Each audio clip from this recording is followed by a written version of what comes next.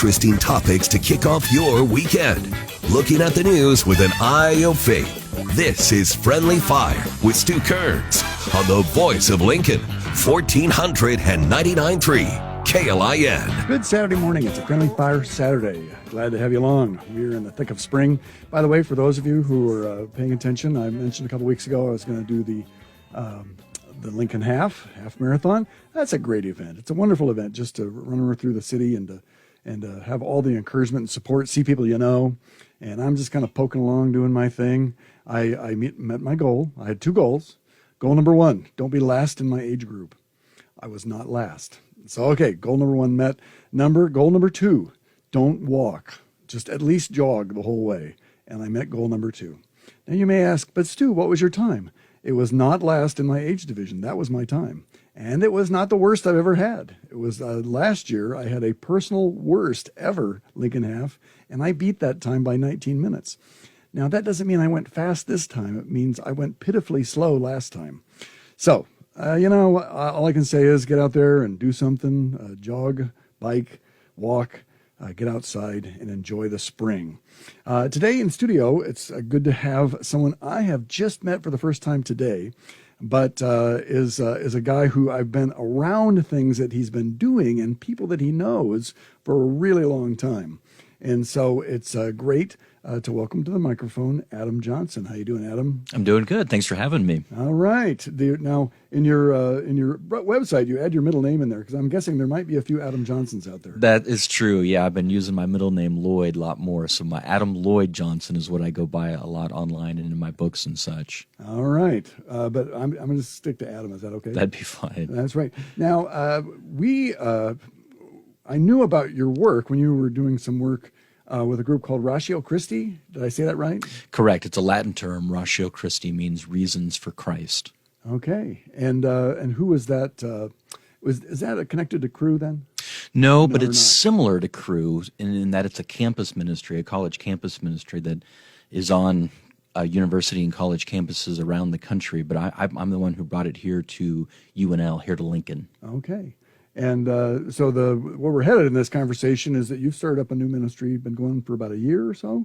Yeah, so I left Ratio Christi. I worked for them for 6 years, but just last year I stepped away and started a different ministry that I am the founder and president of called Convincing Proof. All right, Convincing Proof. Well, we're going to dig into that and get to know what that's about. But before we go much further, just tell me where'd you grow up? Yeah, so I'm from Nebraska originally. I grew up in the Saunders County area. So some of your listeners might be familiar with KLIN, Nebraska. It's a tiny little town. How's that spelled? Just like the body part, really? COLON, yeah.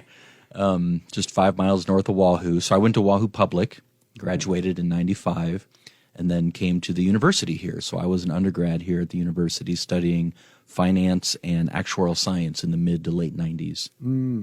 And of course, that leads directly into Christian ministry. So what happened?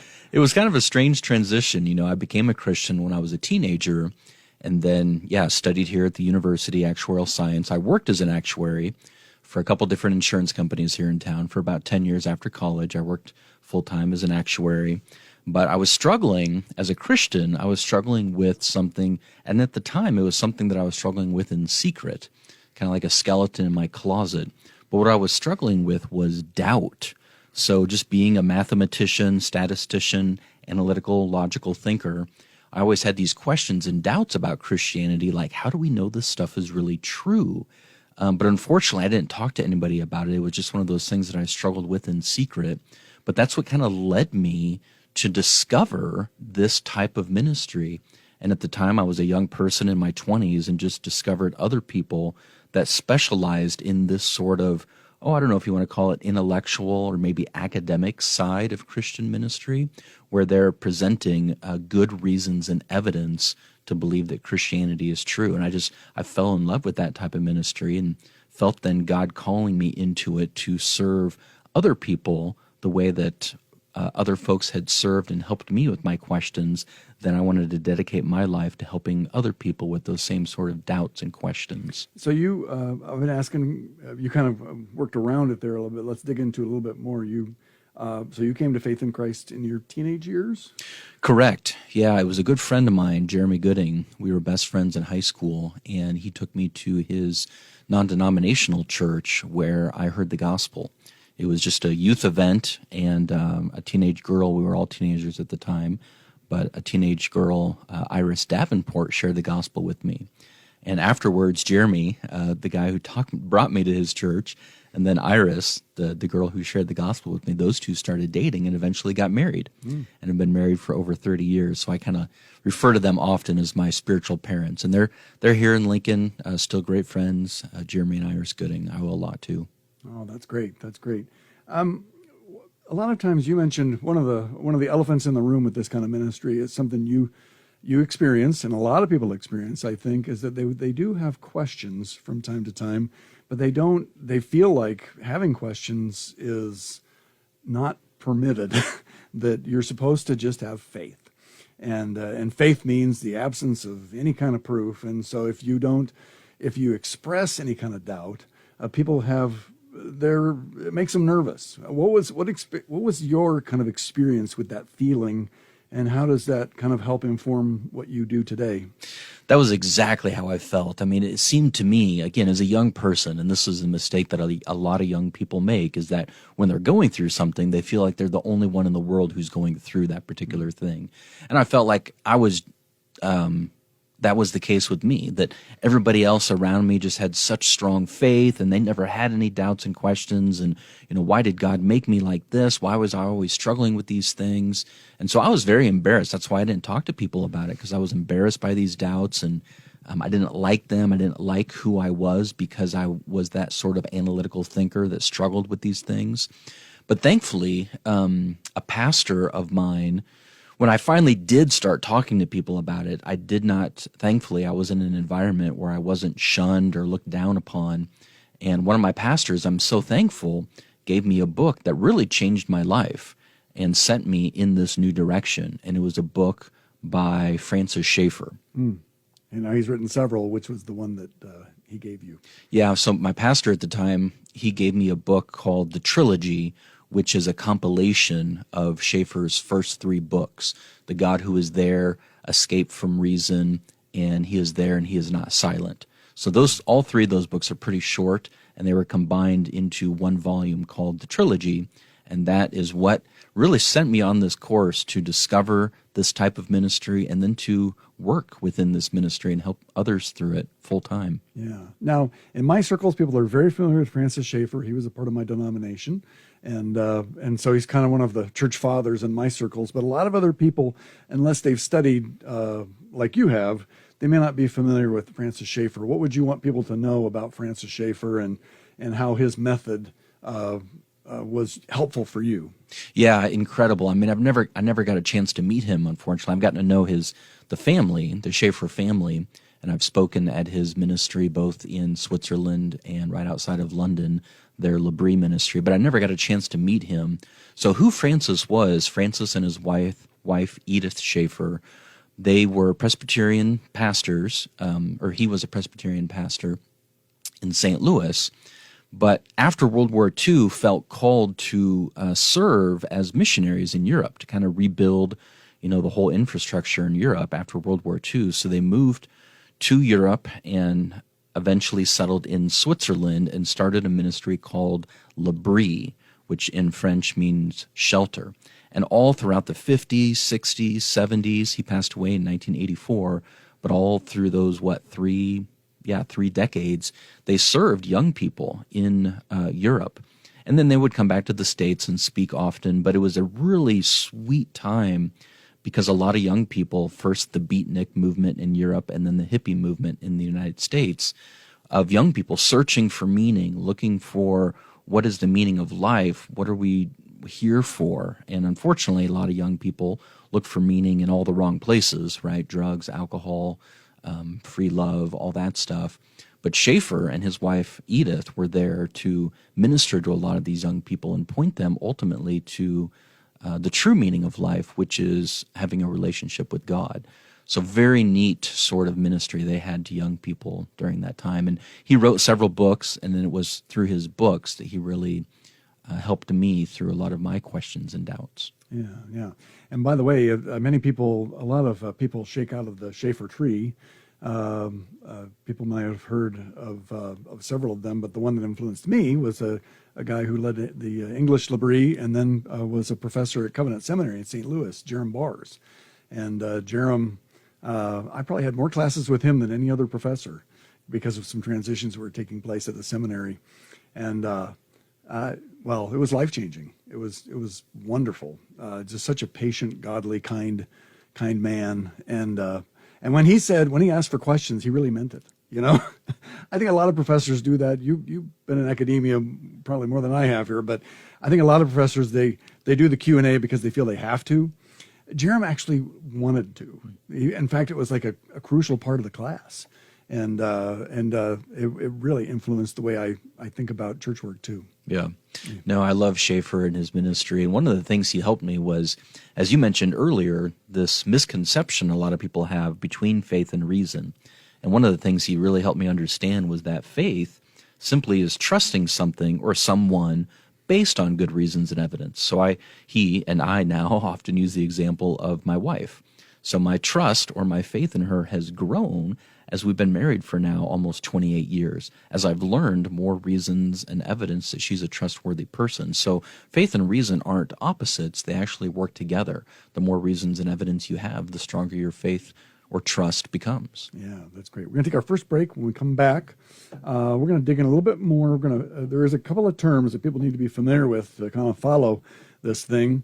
And I just want to, for the listeners out there, this is super practical. You have questions. You are surrounded by people who have questions, who just want to have a conversation. They don't want to be preached at necessarily. They just want somebody to talk with them and to acknowledge that their questions are good questions and that the Bible actually, we believe, has answers.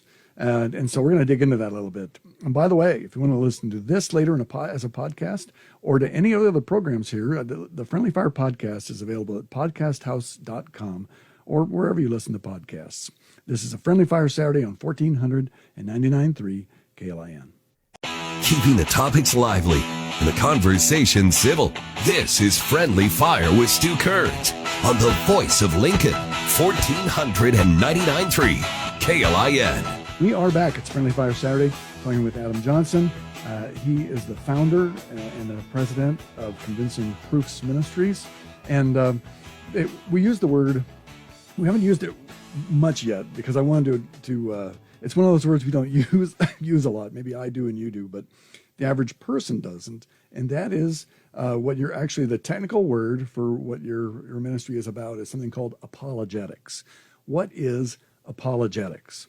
Yeah, it's a strange word. In our English language, it sounds like the word apology, and so it causes confusion sometimes in our English language. But the word apologetics actually comes from the Greek. It's a Greek word that's used in the New Testament a few times, apologia. And what apologia meant in the Greek language was to give a rational defense of something. So whenever you're defending maybe a decision you made or a belief that you have, you're giving an apologia. Somebody might say, well, you voted for that politician. Why did you vote for him? Or why do you support that politician? And then you would give reasons for why you support them. You would give evidence, you would give your reasons, you would give a defense of your decision to vote for that person. And that would be your apologia for that position. So when it comes to Christianity, we're defending our beliefs. We're giving reasons and evidence of why we think Christianity is true. And so within this ministry, that's called Christian apologetics. And so Schaefer, very influential. Are there other authors or people in your field who've kind of helped shape your thoughts about apologetics? Yeah, probably two others. So Norman Geisler is another well-known name in the field of Christian apologetics, and I actually moved. So when I was around 30 years old then, and I was feeling God calling me into full-time ministry, we moved to the Carolinas, near Charlotte, North Carolina, so I could study under Norman Geisler. So that's been another big influence in my thinking.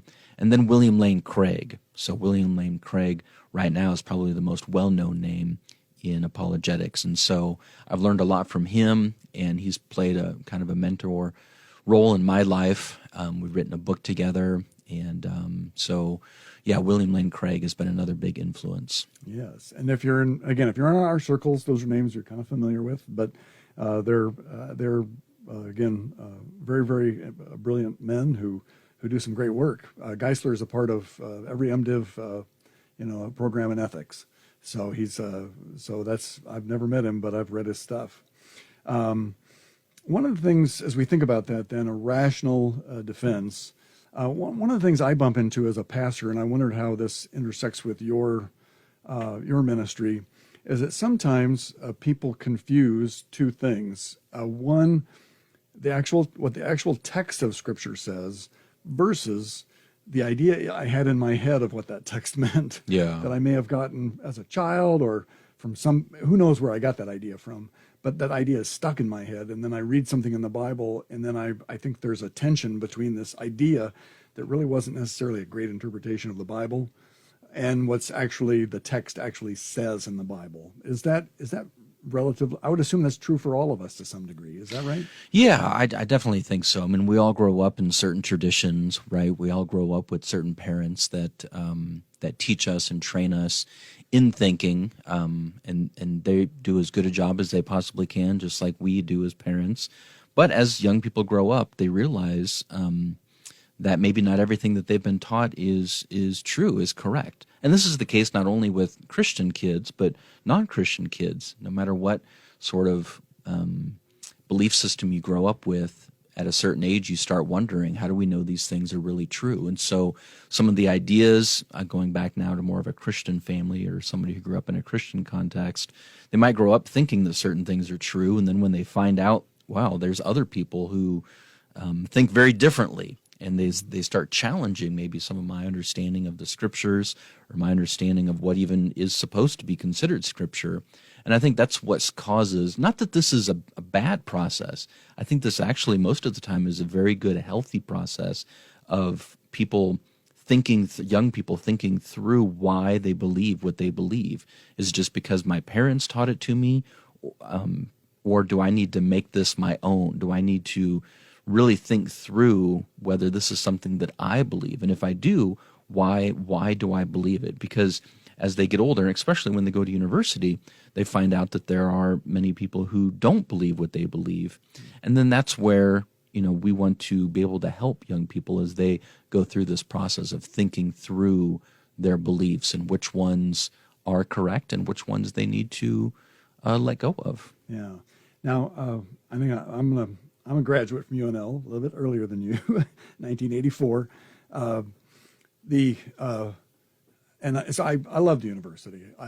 They do valuable work. I don't want to be a boogeyman about what's happening at the university. They're doing their job. I think they're doing it well. But having said that, as a Christian in college, and then from the years after that, there was no doubt in my mind that my views as a Christian were not very welcome. And that was back in the 80s, early 80s. It was more than once I was told by a professor, when you're writing a paper or something, you can't say that. You can't write that.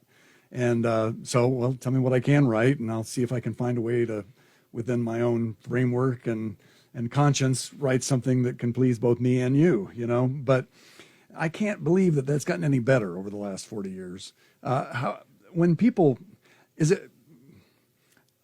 to, again, I love the university. I'm a happy graduate.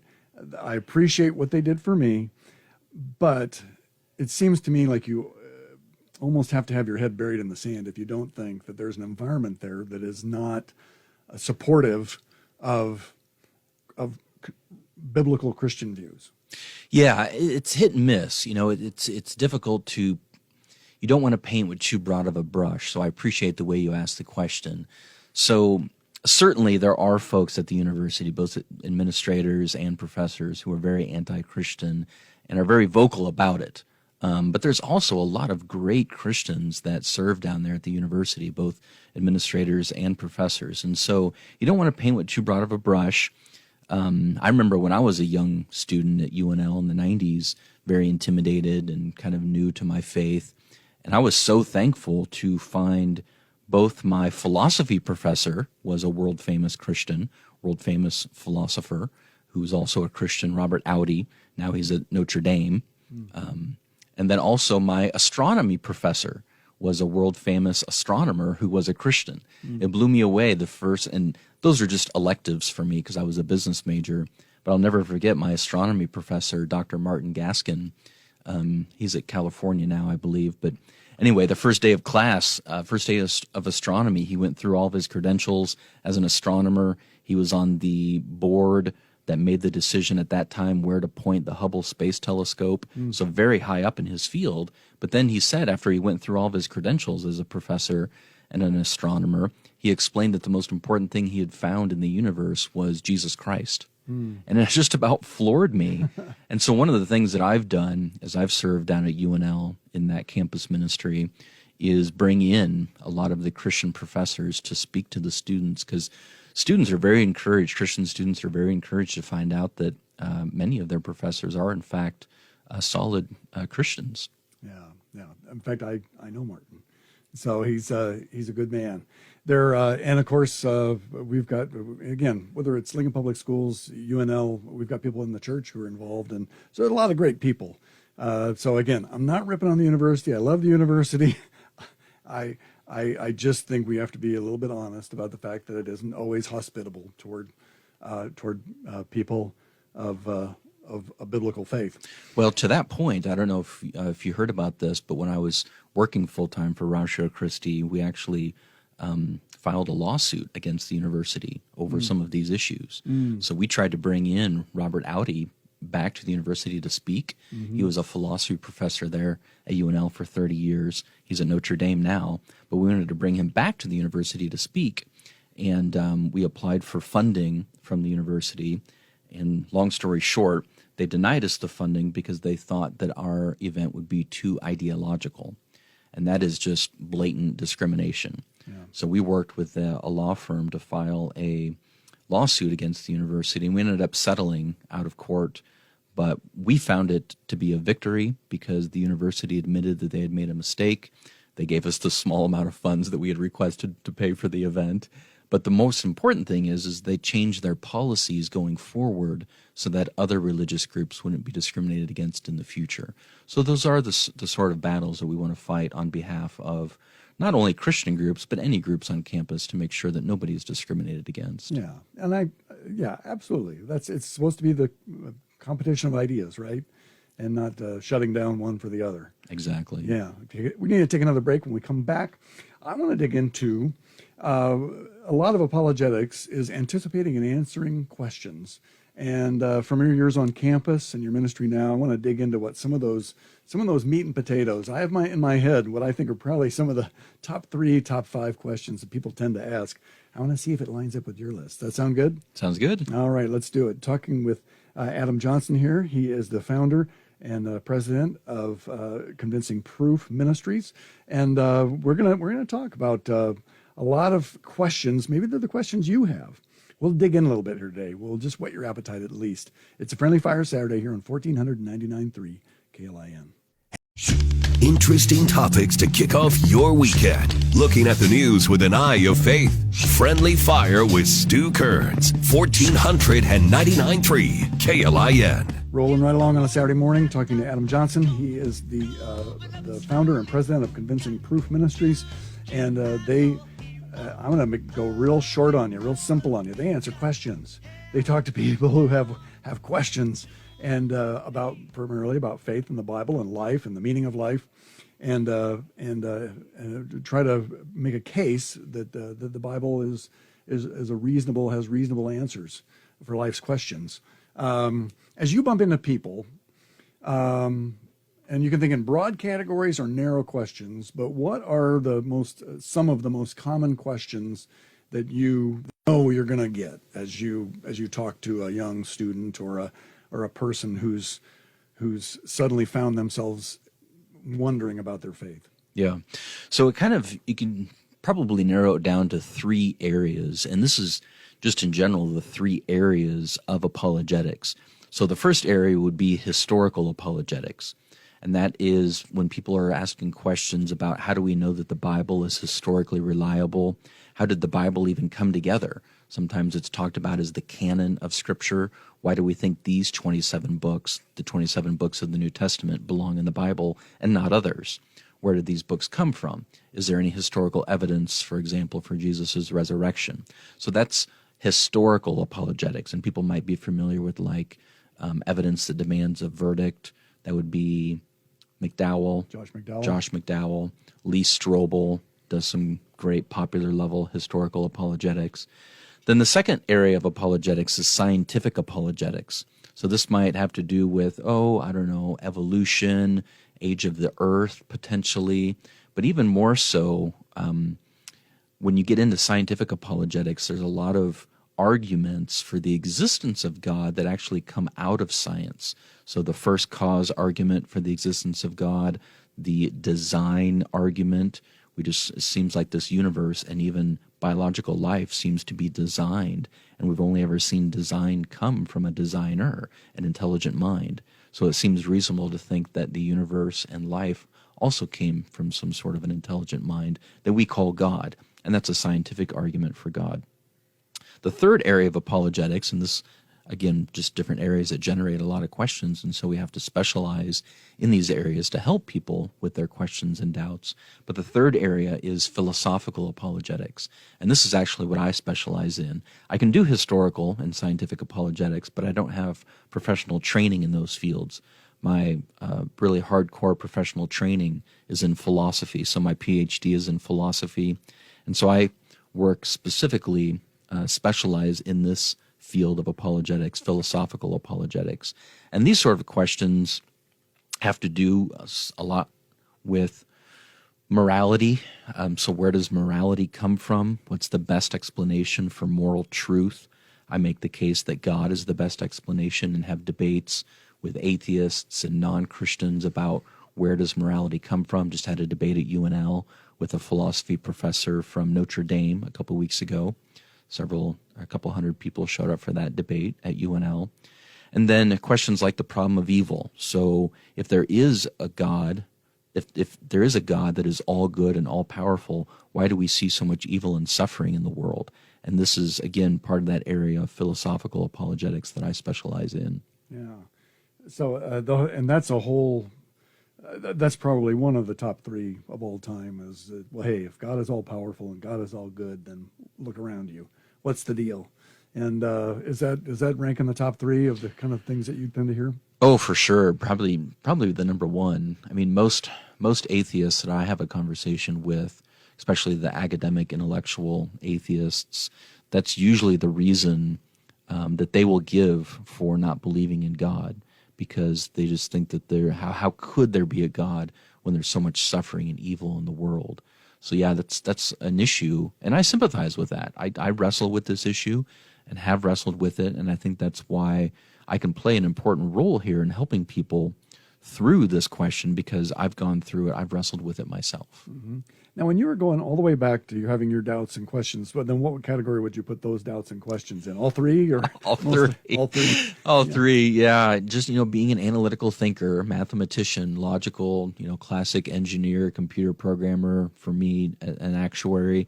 But all of us, we tend to have that sort of mindset where we're thinking logically, analytically, and that's where I think I can be helpful in the area of philosophy, because it's not a coincidence that the greatest mathematicians throughout history have also been the greatest philosophers, because mathematics and philosophy carry so much of the same sort of skill set, building analytical arguments, proofs, logic, so on and so forth.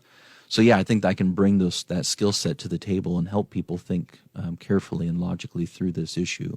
So even just recently at the debate that I had at UNL, which we'll get up on YouTube, people can find a lot of my previous debates on YouTube already. But this one that I just had at UNL will get up on YouTube shortly. But a lot of the debate centered around this issue of the problem of evil. Mm-hmm. Well, and by the way, for every question and problem, there's a counter problem, and so it's kind of the Tim Keller in his writing oftentimes likes to point that out, that you're raising this question, but the question actually has a counter question, which is equally hard, maybe even harder.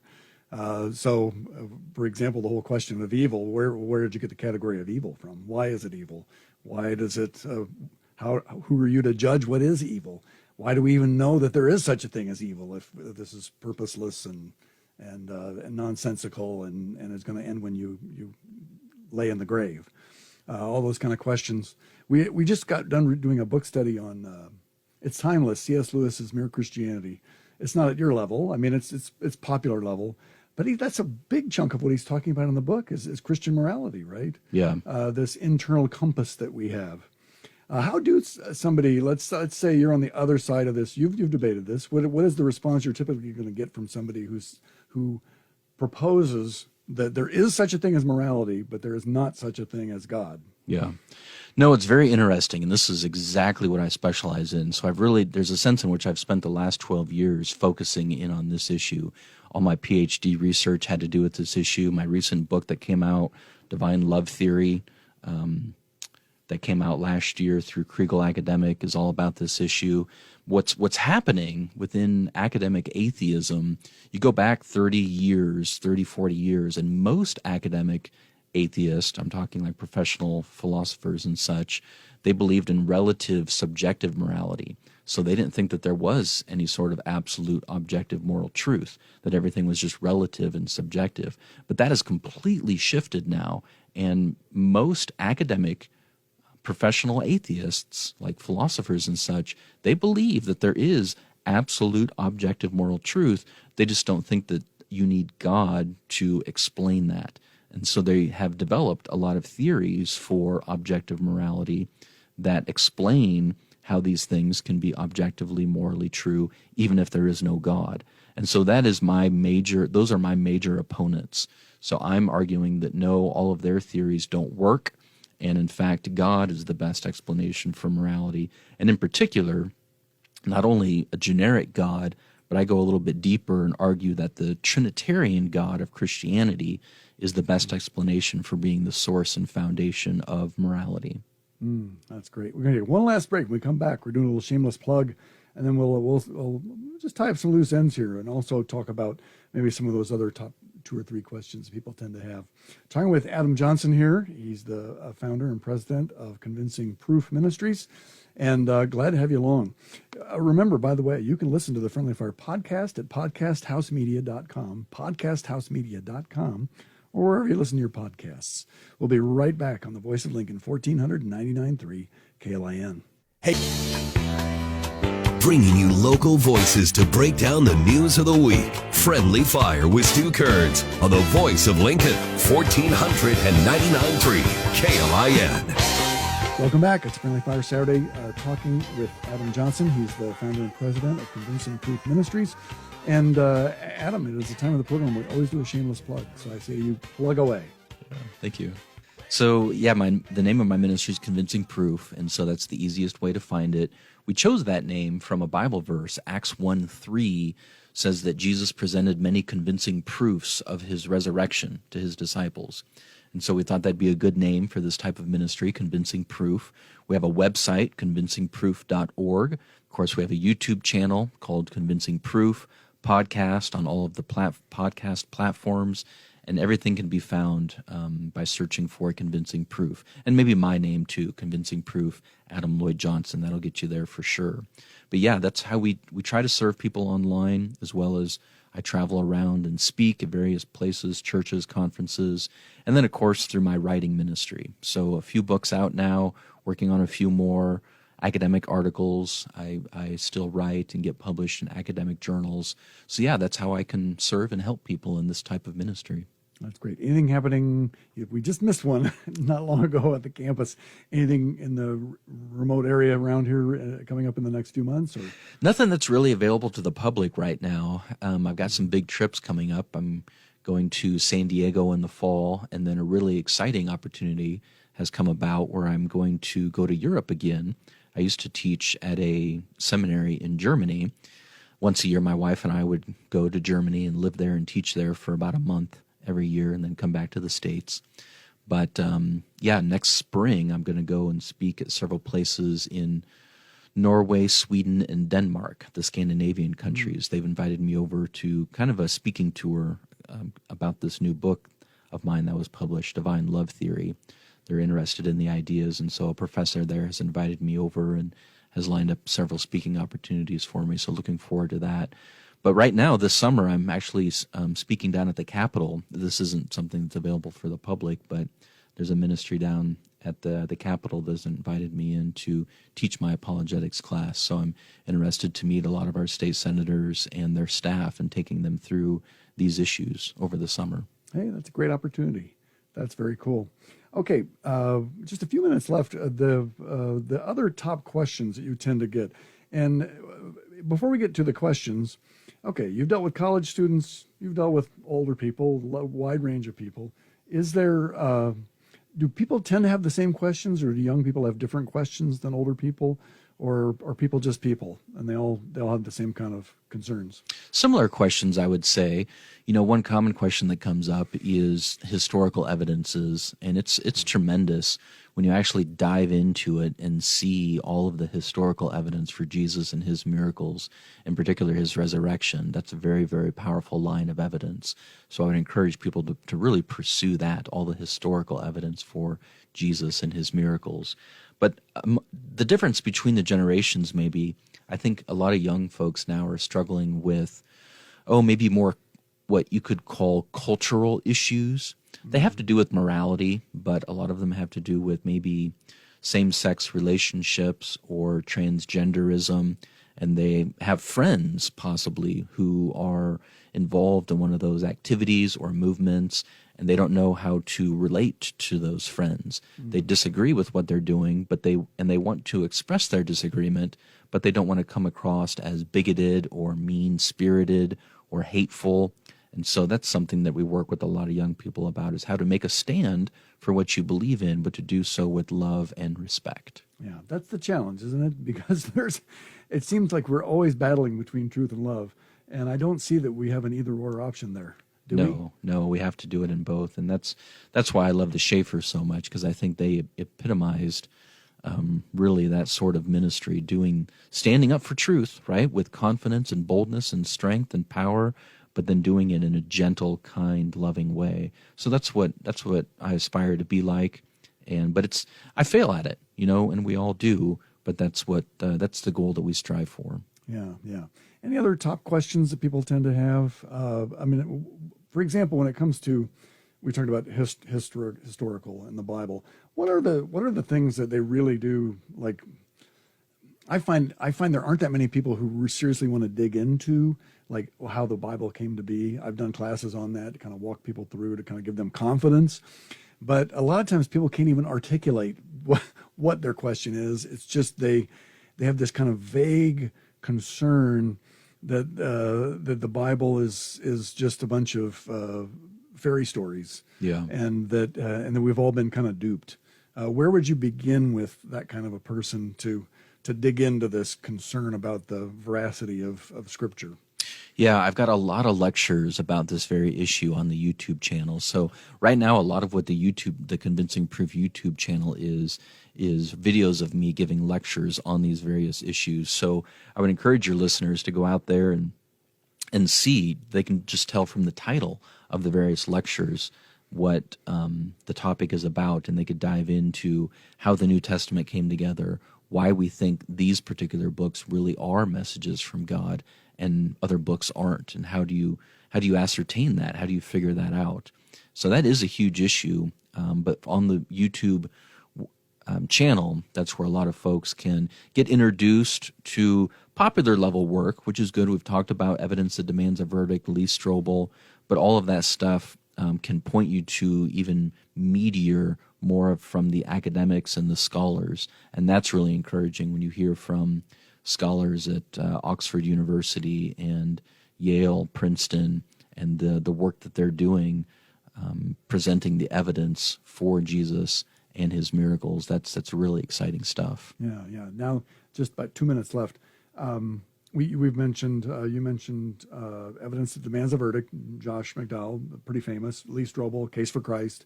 Are there any other? Those are probably two of the top, like, popular level books. If someone's they're just getting into this and they're not ready for an academic work yet, is there anything else that would jump to mind that would be a good place to start? Yeah, another good popular source that's more recent is J. Warner Wallace.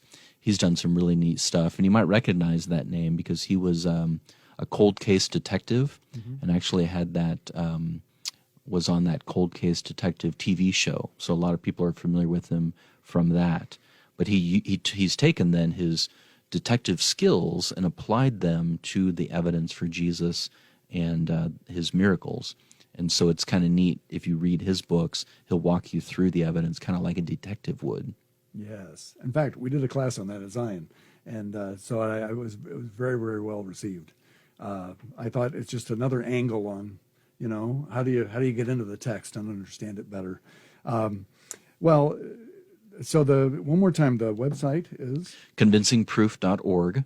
All right, and your most recent book, again, do we just get it on Amazon? Where do we go to get that? Yep, it's available anywhere online: Target, Walmart, Amazon, and it's called Divine Love Theory. Been well received. Have a lot of solid endorsements. William Lane Craig wrote an endorsement for it on the back cover. Locally here, Brian Clark from Berean wrote an endorsement for the back cover. But the endorsement that means the most to me is in the book I critique an atheist.